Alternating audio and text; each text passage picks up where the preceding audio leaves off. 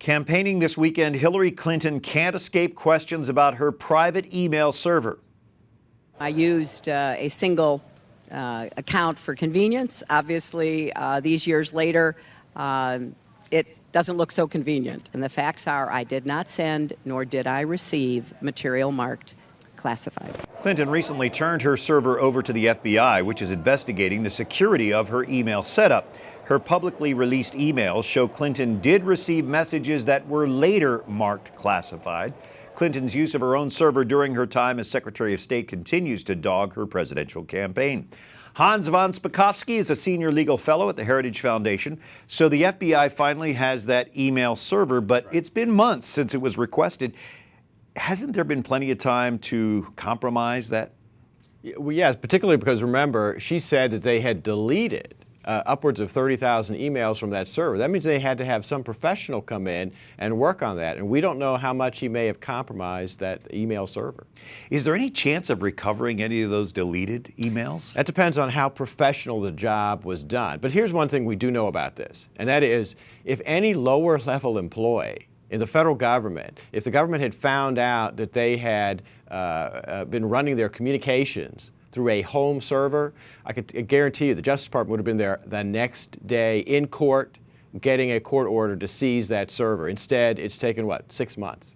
What have we learned from the emails that have been released? Well, we've learned that in just a small sampling of the emails that the IG, Inspector General, looked at, they found material that was classified as top secret, including, by the way, national reconnaissance information. That's some of the most confidential information.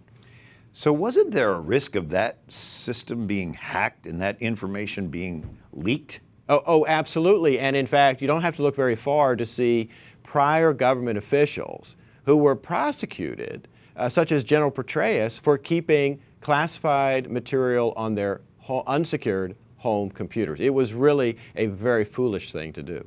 So now that the server has been turned over to the FBI, Right. What action do you think the FBI should take? The FBI has to do what's called a forensic audit of that computer server, because they don't want to just look at the emails and what was in them, classified, confidential material. They also need to check it to see whether they can tell whether hackers, particularly foreign intelligence agencies, got into the system and therefore got access to very high-level and sensitive government information. How difficult will that be to find out, or is that something that should come when they analyze the server? Well, look, former Attorney General Michael Mukasey recently talked about this and said, the team that the FBI has to look at this is unexcelled by anybody else. So the best people we have are going to be looking at it. How much they'll be able to find out, that we don't know.